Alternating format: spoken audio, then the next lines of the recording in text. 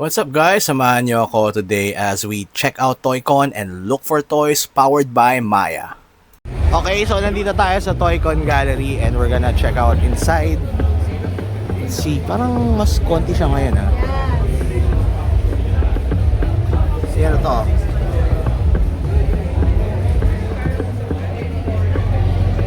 Ganda.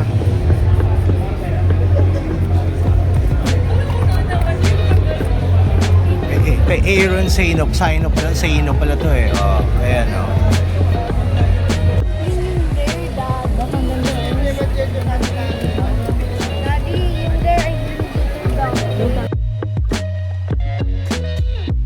Ayun nga no, so as I mentioned, we're looking for specific toys or actually not any, basta toy lang na matripa natin. Pero we're working on a budget and we're also working to get it under 5,000 pesos as much as possible. So ito yung mga unang choices ko to get. This is around 3,000. These are Super Sentai toys. I have one. I wanted to increase or I wanted to get more, pero ito lang muna for this event.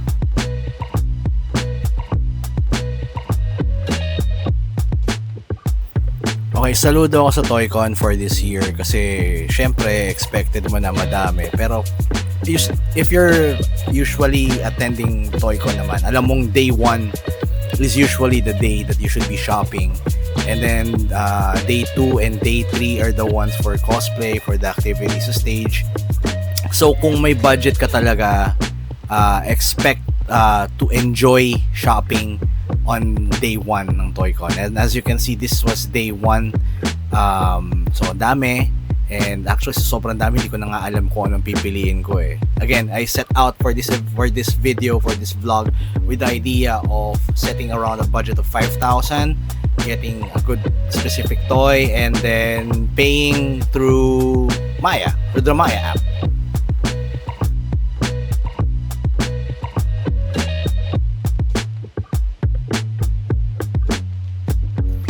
Para do sa mga hindi nakakilala sa Maya, Maya is the #1 digital bank app in the Philippines.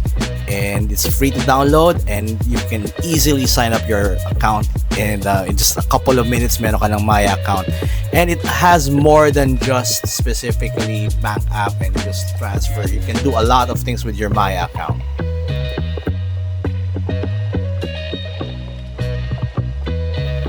With the Maya app, which is also the all-in-one digital bank app in the Philippines, you can transfer, you can shop, you can personalize your experience, and it's so easy to start, as I mentioned earlier.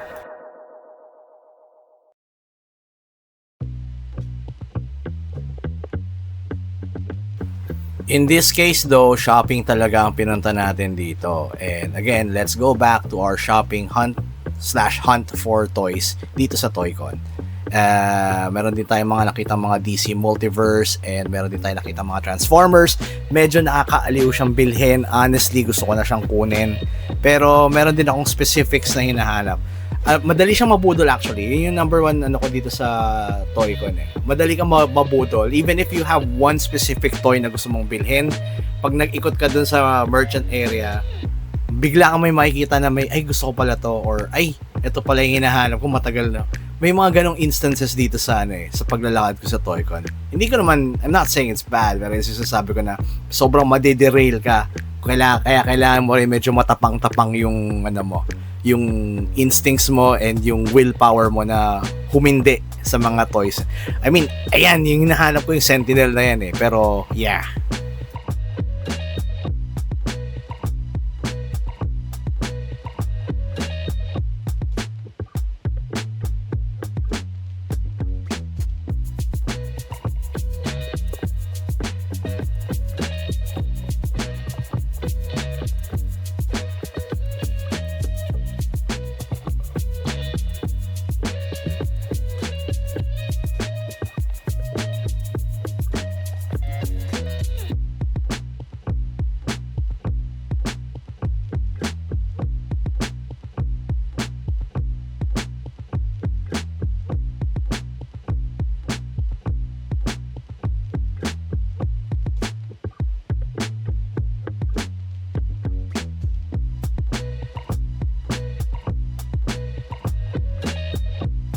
Ngayon tayo nandito tayo sa Hobby Alley and baka dito tayo maka-jackpot ng first.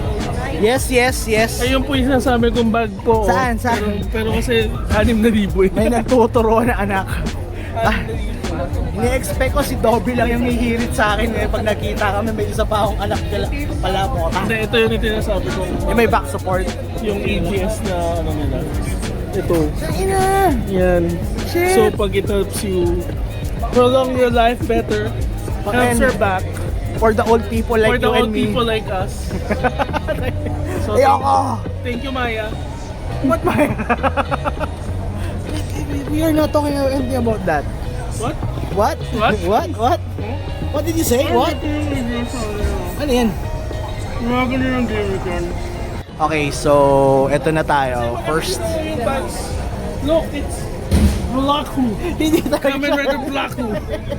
hindi talaga. Ayaw po talaga niya magpatigil. Hindi talaga magpapapigil, di kita tatantanan. Hindi ako bibili, mamaya pa ako bibili. Gumagala. Ha? Ha? Anong di? Yan? Eh, pang Gundam yan eh.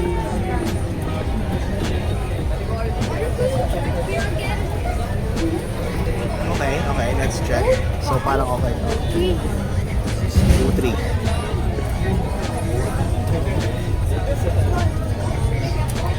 So, for one of our first picks.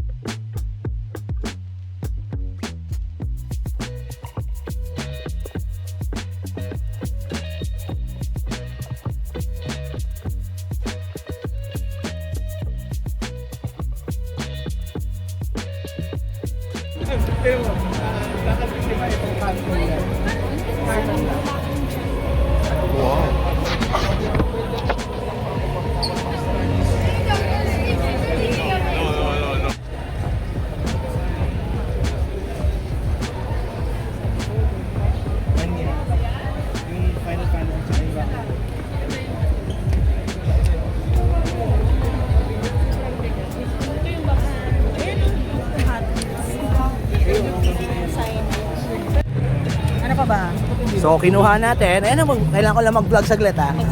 Si, anong Gentle. Tapos, si Majima.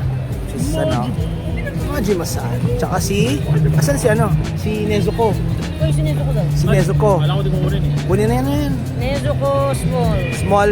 Okay na sa'yo yan. Meron ko na ba nito, yung loyalty card? Wala pa. Dekada na akong loyal sa inyo. Okay, thanks. Ngayon lang nabigay. Oo nga eh. Pero wala namang expiring eh. Dapat may mga dapat may tatlong tatak na dapat eh. Okay, so ayan Hindi na. pa nga nawawala. Ay, Paano ko yan? Oo, nakaling ako. Baka na pa yun. wow. 1,000 po. Okay, maya ako ha.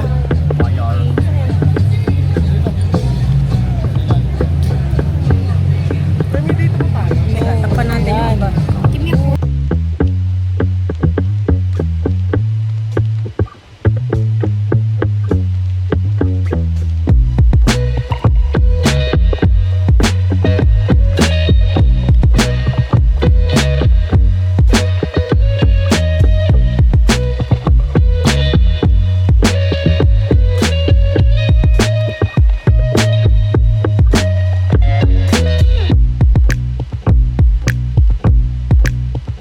Okay, so checking in right now. Nasa Toycon na tayo for day 2. Nasa loob na tayo. I got my badge or my pass. So, we failed mission for day 1. Hindi ako nakabili.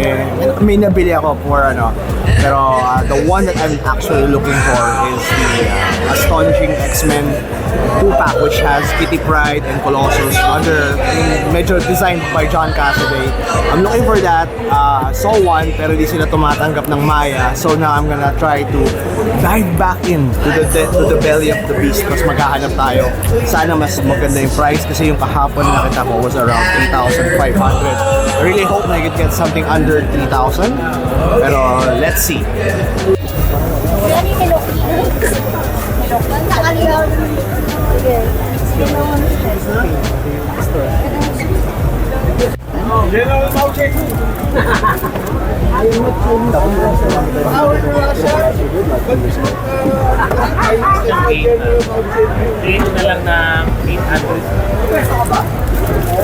So medyo umalis tayo dito kasi medyo masungit yung but I did see a Jade Toys Akuma which fairly came out recently and I was actually wanting to get this.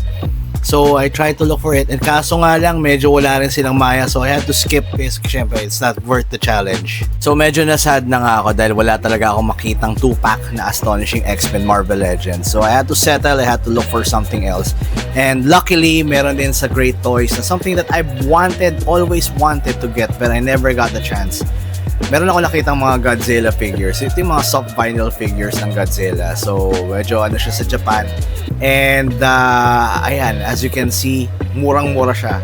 So, I would be able to get around 3-4 pieces nito. 3 or 4 pieces nito, depending on which character. Okay, so makakapili tayo ng kasi dito makakabayad tayo ng URPH Maya. So, yeah, pili tayo ng Godzilla figures. And also, I got the really good discounts dito. Thank you kay Great Toys Online for giving me the discounts. So, this is fun. Pili tayo. I thought I saw si Godzilla na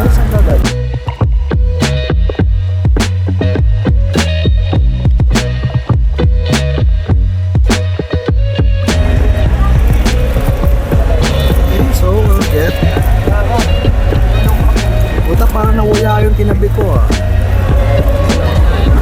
So tinabi ko. Ito na, kunin ko na to. Sure ako dito. Ghidorah. And this guy. So this is dalawang to.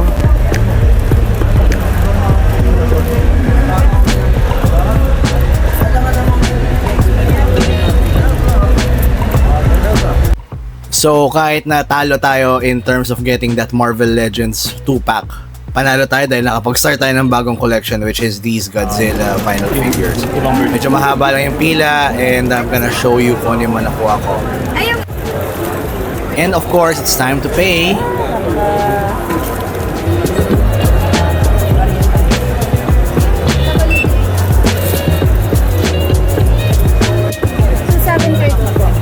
$730.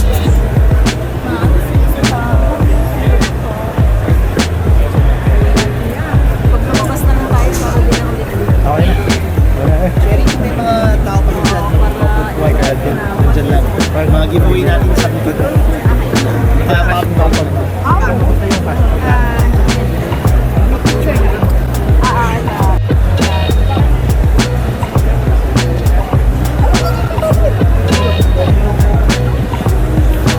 Dati pumasok na. Okay, so there we have it. We're done shooting for today and nakapag-shop na ako. I got a lot. Ano niyo? Uwi na ba ako? Magastos ka. Thank you, Maya, for giving me the opportunity, and thank you for Saber Source for being my little home away from home for Toycon. And I'll do a quick unboxing mamaya kung ano yung mga laman nito. Pero for now, yeah, thank you, and again, it's so easy to get anything you want. Everything you want is under Maya. So just, especially dito sa Toycon, so just download the Maya app, sign up for your own account, and just load up, and then you can easily purchase anything. And then syempre there's the Maya Black Card and there's the Maya loans. So yun nga, for now, I'll check back to you later. Any parting words, Neo? Bye-bye. Bye-bye daw.